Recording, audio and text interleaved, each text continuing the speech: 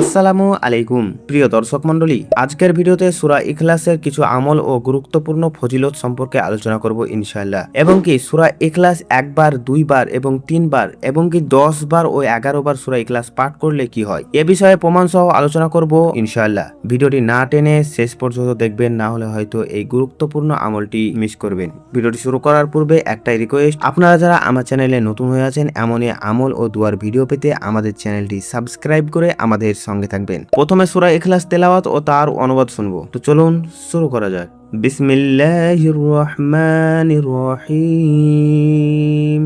কুল হুয়াল্লাহু আহাদ আল্লাহুস সামাদ লাম ইয়ালিদ ওয়া লাম ইউলাদ ওয়া লাম ইয়াকুল লাহু কুফুয়ান আহাদ। অনুবাদ, আপনি বলুন, তিনি আল্লাহ, তিনি এক ও অদ্বিতীয়।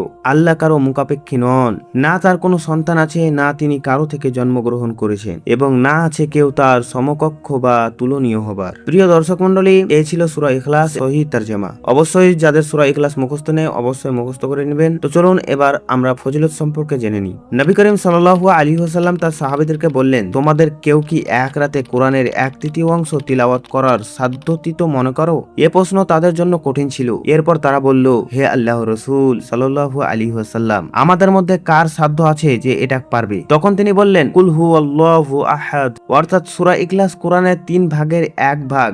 একবার সূরা ইখলাস পাঠ করলে কোরআনের 1/3 অংশ অর্থাৎ 10 পারা খতম করার সমান সওয়াব হবে। দুইবার সূরা ইখলাস পাঠ করলে কোরআনের 2/3 অংশ অর্থাৎ 20 পারা খতম করার সমান সওয়াব হবে। 3বার সূরা ইখলাস পাঠ করলে সম্পূর্ণ কোরআন অর্থাৎ 30 পারা খতম করার সমান সওয়াব হবে। সুবহানাল্লাহ। প্রিয় দর্শক মণ্ডলী, সূরা ইখলাস যতবার পাঠ করবে সেই হিসাব করে কোরআন খতমের সওয়াব হাসিল করবে। এর পাশাপাশি অতিরিক্ত আরো কিছু বেনিফিট পাবে, সেগুলো হলো, 1 নাম্বার, যে ব্যক্তি সূরা ইখলাস 10 বার পড়বে আল্লাহ তাআলা তার জন্য জান্নাতে একটি প্রাসাদ তৈরি করবেন। 2 নাম্বার, বেশি বেশি সূরা ইখলাস পাঠ করলে জান্নাত অবধারিত হয়ে যায়। 3 নাম্বার, যে ব্যক্তি 11 বার সূরা ইখলাস পাঠ করবে শয়তান সমস্ত বাহিনী তার বিরুদ্ধে লাগিয়ে দিলেও তাকে সেই দিন গুনাহের কাজ করাতে পারবে না যতক্ষণ সে নিজের ইচ্ছাই না করবে। সূরা ইখলাস পাঠ করার ফলে যে সওয়াব পাওয়া যাবে সেগুলো তো পাওয়া যাবেই, পাশাপাশি এই সমস্ত ফজিলতগুলো অতিরিক্ত লাভ করা যাবে। প্রিয় দর্শক মণ্ডলী, এই ছিল আজকের সুন্দর একটা তথ্য।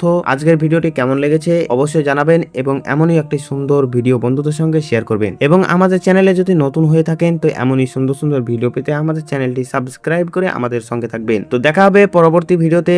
আজকে এই পর্যন্তই। সকলে ভালো থাকবেন, সুস্থ থাকবেন। আল্লাহ হাফিজ।